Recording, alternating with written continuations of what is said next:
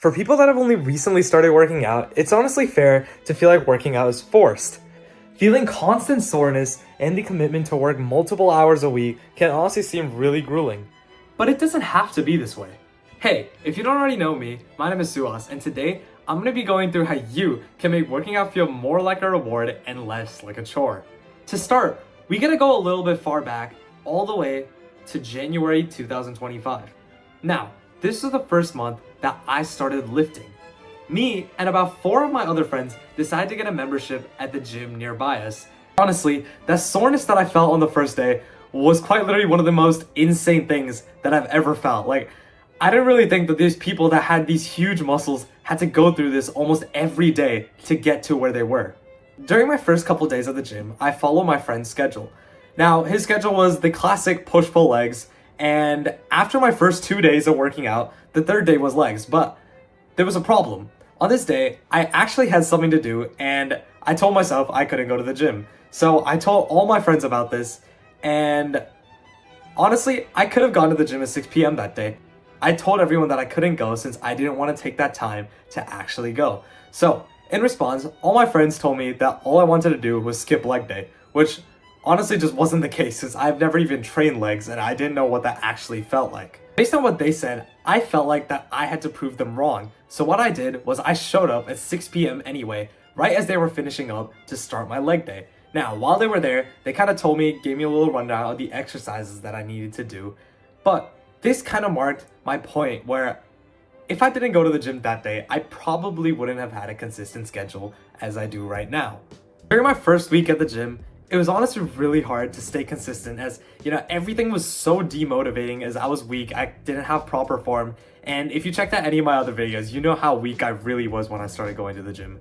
But it was honestly just so hard to maintain a consistent schedule. The most relatable thing that I can relate to other people that are just starting the gym is the enjoyment of rest days. When I first started going to the gym, rest days were the best thing ever. My split had to have at least 2 dedicated rest days in it, or else I just wasn't gonna function.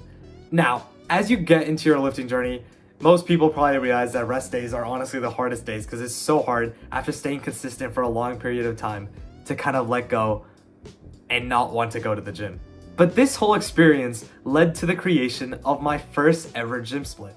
Now, this split is kind of going to be my inspiration for this next topic, as one of the main things that I can say about working in the gym consistently is have fun with your splits. Now, my first split was probably one of the weirdest things that you're ever going to hear.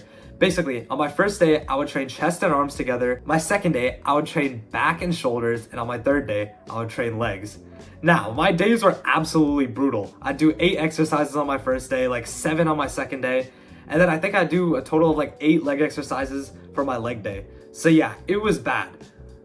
But what I slowly came to the realization was that I could take out the exercises that I didn't want, either replace them with ones that I did like, or what I could do is just scrap the exercise entirely if I had something else to make up for it.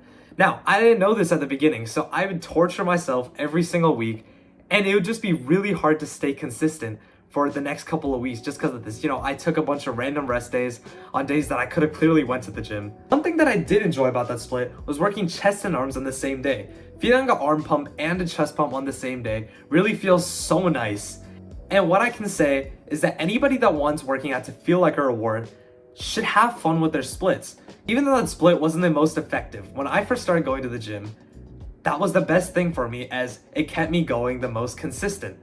If for whatever reason you don't like training legs, something that you could do to make it a lot easier, is to combine it with a push day or something, so then it was less brutal. That's just an example, but my point is that you should have fun with your splits and really do what you enjoy doing, as that matters a lot more in the long term than how optimal your workouts are.